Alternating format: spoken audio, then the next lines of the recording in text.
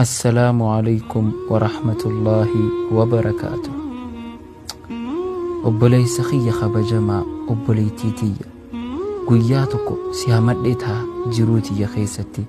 قباتي يتي يوخان نموالي اتياديته أصن اتيادينس أكدي فمناف قوتون سيغافد يونن خانين سيامدتي يوخان همتون سيدبادتي anilleen akka rabbiin nama hamateef hin araaramne beekeetin jira hanga hamatamaan dhiifama godhuufitti ergaa tana kanin erge nama isiin bira geesse cufaafi kan dhiifama naaf gootu dadhabina kiyya qofa laaltee osoon tehin akka rabbiin siifis dhiifama godhuufi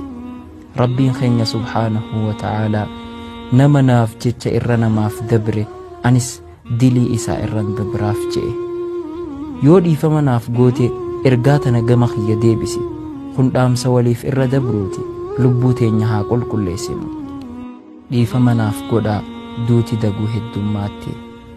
anis atis akka gabbaaneen hafuu dandeenya ani rabbiin kiyya ragaa dhiifama siif godhe rabbiif jecha isinis dhaamsa dhiifamaa fi waliif irra dabruu kana waliin gahaa ramadaanaan duratti akka qalbii gaariin soomannuuf nagayaan naa turaa jazaakumullah.